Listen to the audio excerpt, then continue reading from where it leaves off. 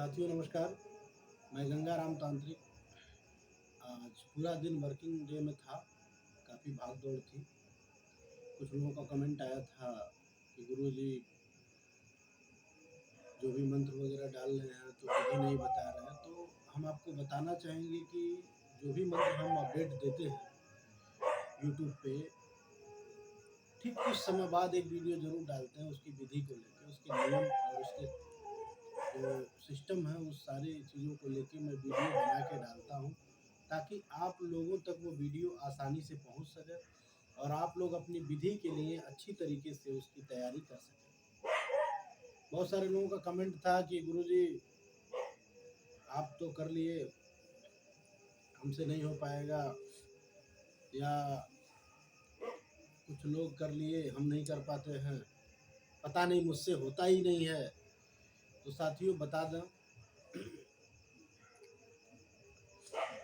खोजने पर भगवान मिल जाते हैं। इंसान क्या चीज़ है, मंत्र क्या है?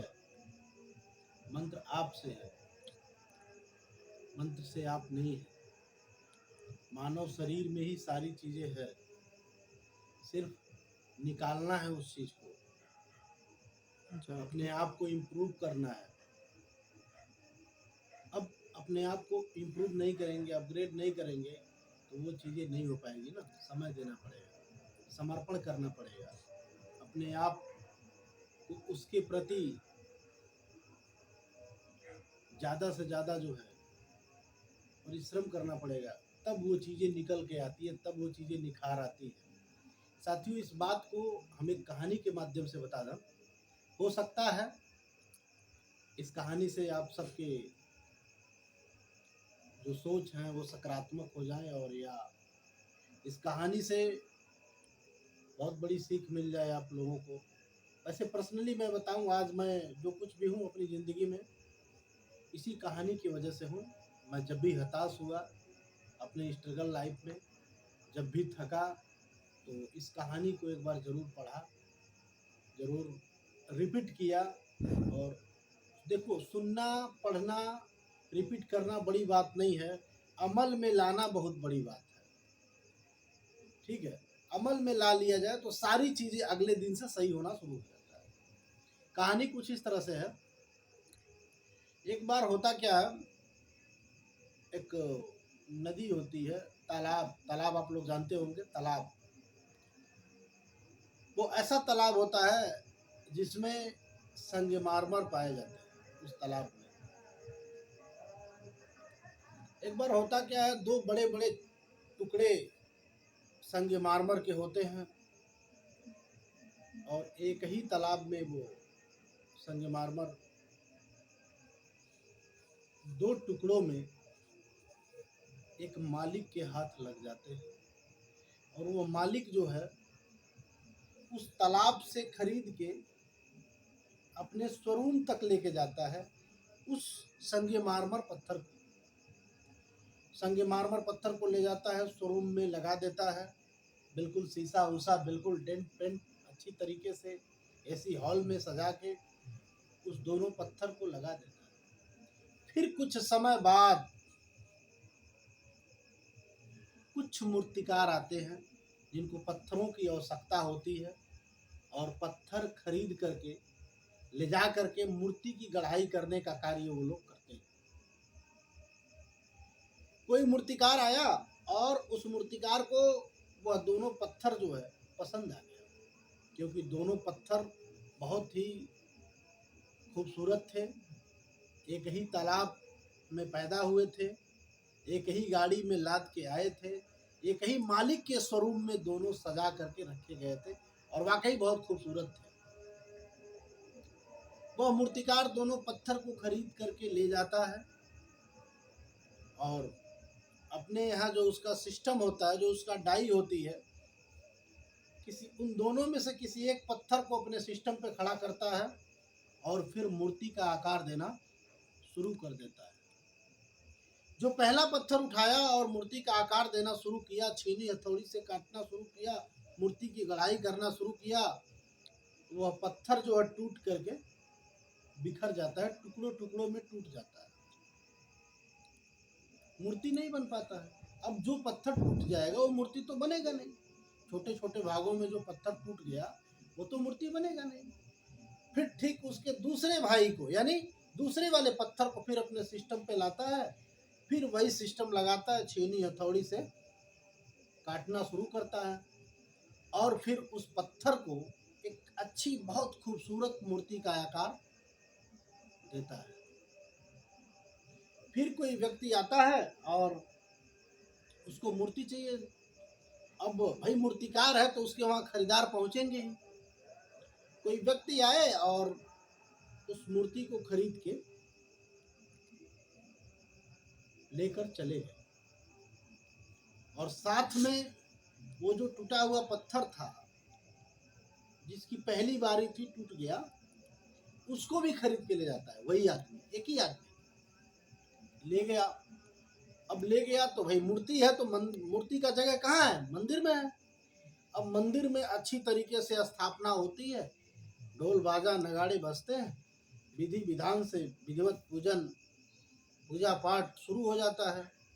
अब उस पत्थर पे सुबह से लेके शाम तक दूध, घी, दही, फल फूल, जल, पुष्प इत्यादि लोग चढ़ाते हैं और उस पत्थर को भगवान के रूप में पूजते हैं। जो छोटा छोटा जो टुकड़ों में टूटा हुआ पत्थर था वो भी मूर्ति वाले पत्थर के साथ गया था, उसको भी वही मालिक खरीद के ले गया था। अब टूटा हुआ पत्थर था तो इसलिए मंदिर के बाहर, फर्श के बाहर जहाँ लोग जूते चप्पल निकालते थे वहाँ पे उस पत्थर को अच्छी तरीके से लगा दिया था। अब डेली मूर्ति वाले पत्थर पे धूप, अगरबत्ती, कपूर, जल, पुष्प, घी चढ़ते थे। 7 मिनट हो गए। एक दिन वो जो जूता चप्पल जहाँ उतारा जाता था, जो छोटे छोटे कण में जो पत्थर टूट गया था, वो पत्थर एक दिन रात को अपने मूर्ति वाले भाई पत्थर से कहा, भैया रीजन क्या है? हम तुम एक ही माँ के कोख से पैदा हुए, एक ही तालाब में पैदा जन्म लिए, एक ही गाड़ी में लाद के आए, एक ही मालिक के शोरूम में आए, एक ही मूर्तिकार हम दोनों को एक ही भाव में खरीद के लाया और आज तुम्हारे ऊपर फूल, धूप, घी, दही, अगरबत्ती, कपूर चढ़ रहे हैं और मेरे ऊपर सुबह से लेके कोई संडील, कोई चप्पल, कोई जूता उतार रहा है। रीजन क्या है? तो आप सब जानना चाहेंगे वो मूर्ति वाला पत्थर क्या बोला? बोला, मेरे भाई ये सत्य है कि हम तुम एक ही माँ के गोद से पैदा हुए, एक ही गाड़ी में लद के आए, एक ही शोरूम में आए, एक ही मालिक के घर आए, एक ही मंदिर पे आए, लेकिन मेरे भाई जब तुम्हारा बारी आया मूर्ति बनने का तो तुम छीनी और हथौड़ी का जो चोट था उसको बर्दाश्त नहीं कर पाए। जैसे मूर्तिकार ने तुम्हारे ऊपर छीनी लगा के हथौड़ी का चोट मारा, तुम टूट के बिखर गए और मेरे ऊपर जब मूर्तिकार ने छीनी हथौड़ी लगा करके मारा तो मुझे बड़ा दर्द हुआ। इतना तुमको दर्द हुआ उतना ही मुझे भी दर्द हुआ, लेकिन मैं बर्दाश्त करता रहा, बर्दाश्त करता रहा, बर्दाश्त करता रहा और एक दिन वह मूर्तिकार मुझे चोट दे दे करके एक मूर्ति का आकार दिया। इसलिए आज यहाँ पे हूँ। धूप, दीप, घी, दही, पुष्प, अगरबत्ती, कपूर जलाते हैं लोग, पूजते हैं और जब तुम्हें हथौड़ी की चोट लगी तो तुम बर्दाश्त नहीं कर पाए, टूट के बिखर गए, इसलिए तुम्हारी वो जगह है और हमारी ये जगह है। तो मित्रों, संघर्ष से कभी घबराना नहीं चाहिए, परिश्रम करिए, आप लोग मेहनत करिए, अपने आप को अपग्रेड करिए। संघर्ष ही जीवन है। आप जिस भी क्षेत्र में हैं स्ट्रगल करिए, उसका फल बहुत बड़ा मिलेगा, बहुत बड़ा मिलने वाला है। साथियों, मैं जो कुछ भी बताता हूँ 10 बिल्कुल मिनट। प्रैक्टिकल अपने जीवन में मेरे साथ प्रैक्टिकल वो चीज़ जो हुई है वही चीज़ मैं यूट्यूब के माध्यम से बताता हूँ। मेरा मोटो ये नहीं है कि मुझे कोई लाइक करे, चैनल को मेरे सब्सक्राइब करे या कमेंट में कुछ लिखे। मेरा मतलब ये नहीं है, मेरा मतलब है जनता तक लोगों तक एक सही संदेश पहुंचाना ही मेरा एक उद्देश्य है। धन्यवाद दोस्तों, धन्यवाद।